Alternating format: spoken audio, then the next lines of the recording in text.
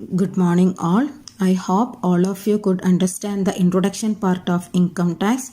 Now I am going to take chapter 1 income tax. Meaning of income tax. Income tax is tax on income. It is levied directly from taxpayer on his income per the provisions of income tax ordinance. Introduction പാർട്ടിൽ already explain ചെയ്തതാണ് ടാക്സിൻ്റെ types, income tax act, finance act, history of income tax act, ഇതെല്ലാം explain ചെയ്തതാണ്. അപ്പോൾ already അറിയാം direct ടാക്സും indirect ടാക്സും ഉണ്ട്. ഡയറക്റ്റ് ടാക്സ് ആണ് ശരിക്കും ഇൻകം ടാക്സ് ആണ് ഡയറക്റ്റ് ടാക്സ് എന്ന് പറയാം. അപ്പോൾ എന്താണ് ഡയറക്റ്റ് ടാക്സ്? ഡയറക്റ്റ്ലി പേ ചെയ്യുന്നതിനെയാണ് ഡയറക്റ്റ് ടാക്സ് എന്ന് പറയാം.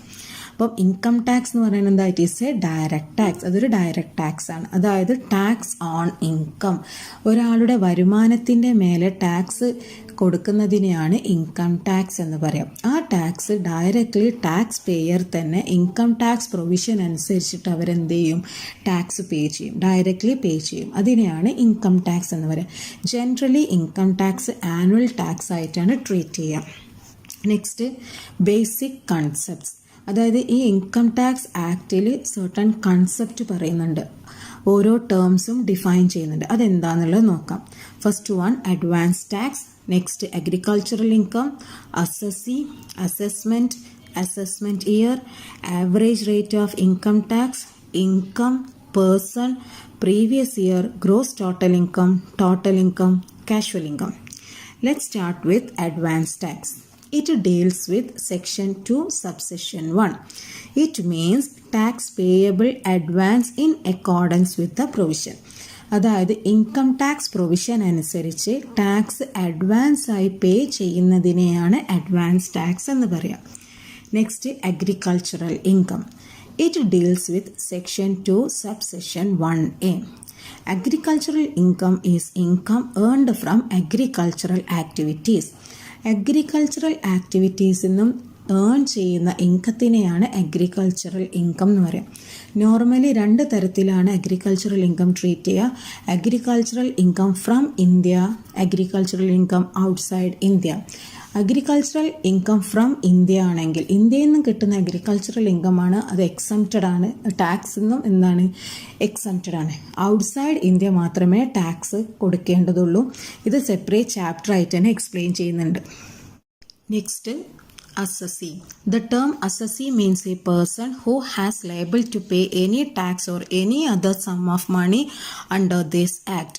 അതായത് ഇൻകം ടാക്സ് ആക്ട് പ്രകാരം ഏതെങ്കിലും തരത്തിലുള്ള ടാക്സോ അതല്ല ഏതെങ്കിലും സം ഓഫ് മണിയോ ഒരാൾ പേ ചെയ്യുകയാണെങ്കിൽ, ലേബിൾ ടു പേ ആണെങ്കിൽ അവരെയാണ് അസസി എന്ന് പറയാം.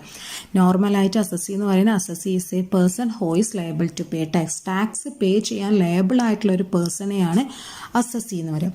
It includes every person in respect of whom any proceedings under this act has been taken for the assessment of his income or the assessment of fringe benefits or of the income of any other person in respect of which he is assessable or of the loss sustained by him or by such other person or the amount of refund due to him or to such other person.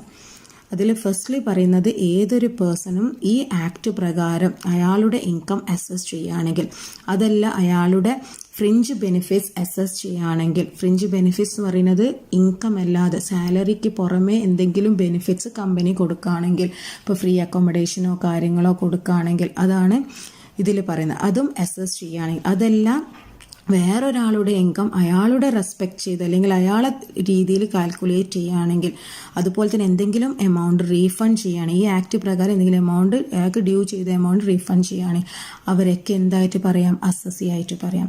Next, every person who is deemed to be an assessee. അതായത് ചില കേസസിൽ അവർ deemed to be an assessee ആയി മാറും. അത് explain ചെയ്യാം. Next വരുന്നത് every person who is deemed to be an assessee in default. ഈ ആക്ട് പ്രകാരം അസസി ഇൻ ഡിഫോൾട്ട് വരുത്തുന്ന ഒരു പേഴ്സൺ ആണെങ്കിലും അയാൾ എന്ത് പറയാം? ഈ അസസി എന്ന് പറയാം. Next, the term assessee includes. അസസിയിൽ നേരത്തെ പറഞ്ഞതിൻ്റെ കുറച്ചും കൂടിയുള്ള ഒരു എക്സ്പ്ലനേഷൻ ആണ് വരുന്നത്.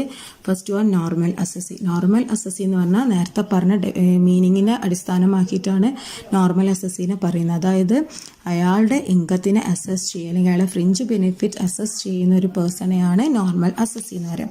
Next deemed assessee or representative assessee. There may be a case in which a person is liable to pay taxes for the income or losses incurred by a third party. Deemed assessee is a person who is liable to pay tax not his own income but on the income of others. Deemed assessee എന്ന് പറഞ്ഞാണെങ്കിൽ അയാൾ tax പേ ചെയ്യുന്നത് അയാളുടെ ഇൻകത്തിനെയല്ല, വേറെ third പാർട്ടീൻ്റെ ഇൻകത്തിൻ്റെ മേലെയാണ് അയാൾ tax പേ ചെയ്യുന്നതിനുണ്ടെങ്കിൽ അയാളെയാണ് deemed assessee, അതല്ല representative assessee എന്ന് പറയുന്നത്. കാരണം അയാളൊരു റെപ്രസെൻറ്റേറ്റീവ് മാത്രമാണ്, അയാളുടെ ഇൻകത്തിനല്ല പേ ചെയ്യുന്നത്, വേറെ ആളുടെ അല്ലെങ്കിൽ അതർ പേഴ്സൻ്റെ ഇൻകത്തിന് എന്ത് കൊടുക്കുകയാണ്, ടാക്സ് കൊടുക്കുകയാണ്. അതിലൊരു എക്സാമ്പിളായിട്ട് പറയുന്ന ഇപ്പോൾ ഒരു മൈനർ ആണെങ്കിൽ ആ മൈനറല്ല ടാക്സ് പേ ചെയ്യുക, ആ മൈനറിൻ്റെ ഗാർഡിയനോ മാനേജറോ ആയിരിക്കാം. അതേപോലെ തന്നെ നോൺ റെസിഡൻ്റ് ആയിട്ടുള്ള ഒരു പേഴ്സൺ ആണെങ്കിൽ, നോൺ റെസിഡൻ്റ് ആണ്, ആ നോൺ റെസിഡൻറ്റിന് ഒരു റെപ്രസെൻറ്റേറ്റീവ്സ് ഉണ്ടാവും, ലീഗൽ പേഴ്സൺ ഉണ്ട്, അവരാണ് എന്ത് ചെയ്യേണ്ടത്, ഒരു ടാക്സ് പേ ചെയ്യുന്നത്. അവരെയാണ് ഡീംഡ് അസസി, അതല്ല റെപ്രസെൻറ്റേറ്റീവ് അസസി എന്ന് പറയുന്നത്. Okay, next assessee in default. He is a person who has failed to fulfill his statutory obligations as per the Act, such as not paid tax to the government. When a person liable to deduct tax at source but does not do so, or after deducting the tax does not pay it to government, he will be called as assessee in default.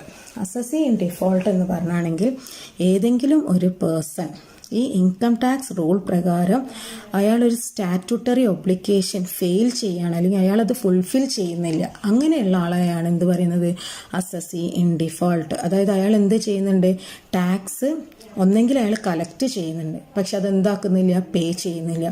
അതെല്ലാം അയാൾ എന്ത് ചെയ്യാണ്, ഗവൺമെൻറ്റിന് ആ correct tax amount അയാൾ കൊടുക്കുന്നില്ല. ആ ഒരു പേഴ്സണെയാണ് അസസി ഇൻ ഡിഫോൾട്ട്. അതായത് failed to fulfil his statutory obligation.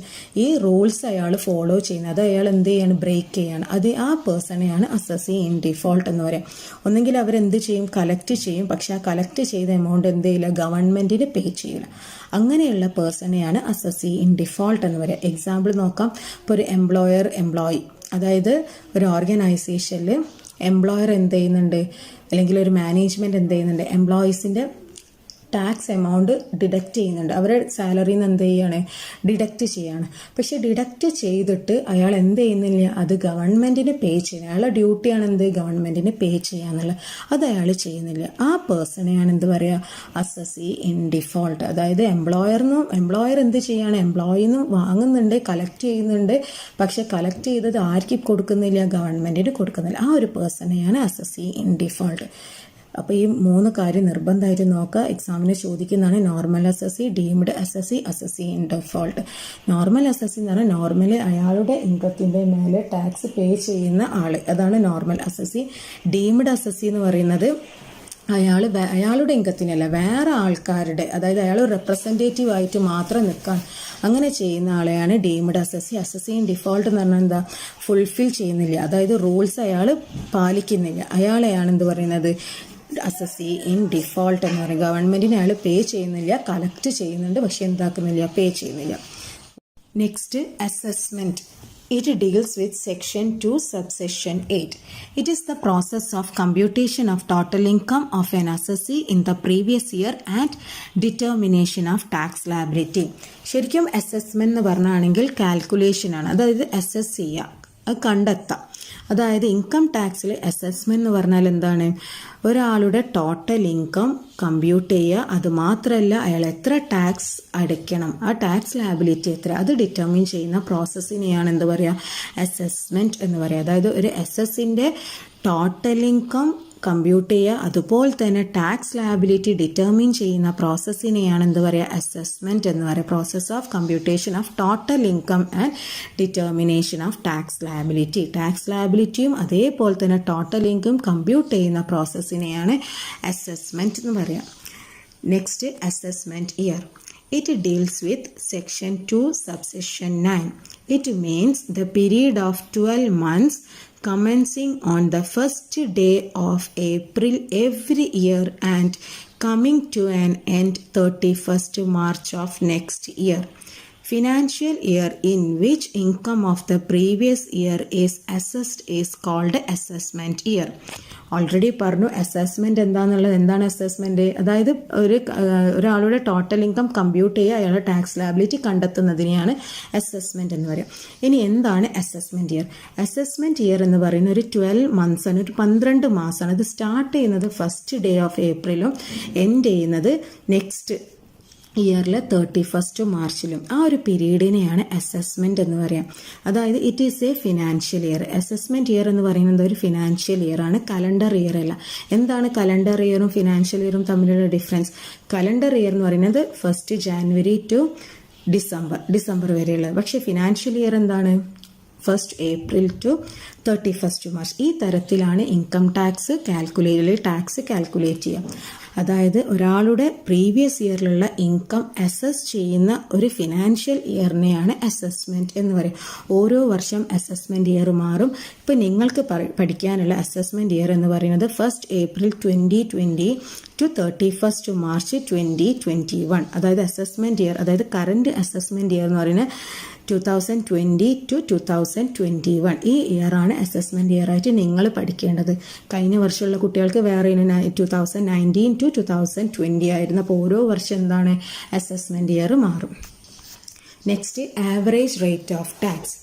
It deals with section 2 subsection 10. It means the rate arrived at by dividing the amount of income tax calculated on the total income.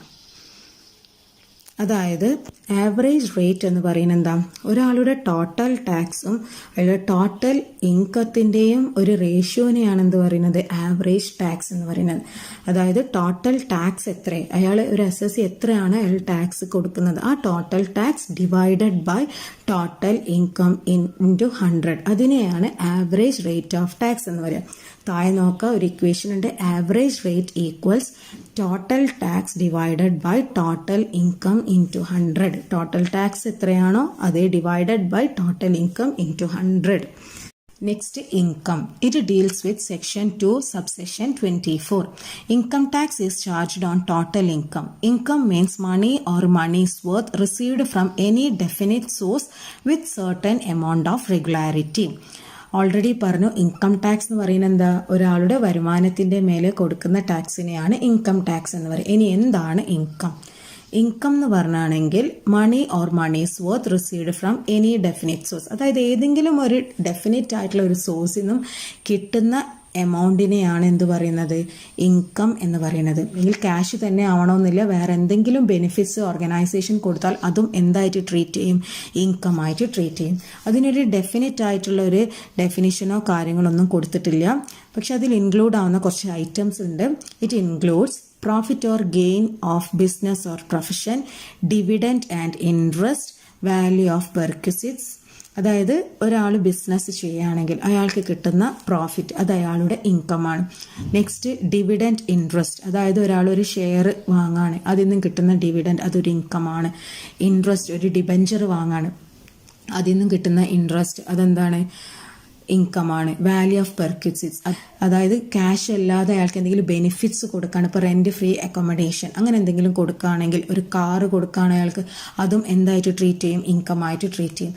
Capital gain, അതായത് ഒരാൾക്കൊരു asset ഉണ്ട്, ആ asset വിൽക്കുമ്പോൾ കിട്ടുന്നത് ആ amount ഇൻകമായിട്ട് treat ചെയ്യും. ഒരാൾക്ക് lottery കിട്ടിയതാണെങ്കിൽ, card games ഉണ്ടെങ്കിൽ ഇതെല്ലാം എന്തായിട്ട് ട്രീറ്റ് ചെയ്യും? ഇൻകമായിട്ട് ട്രീറ്റ് ചെയ്യും. അതേപോലെ തന്നെ interest, salary, bonus, deemed income, അങ്ങനെ ഒരുപാട് ഐറ്റംസ് ഉണ്ട് ഏതിൽ? ഇൻകത്തിൽ. അതായത് ഒരാൾക്കൊരു കറക്റ്റ് ഒരു എമൗണ്ട് അയാൾക്ക് കിട്ടുകയാണെങ്കിൽ ആ എമൗണ്ടിനെ എന്തായിട്ട് പറയാം? ഇൻകം എന്ന് പറയാം. Students, it's time to wind up today's session. Remaining portion will take in next class. Thank U.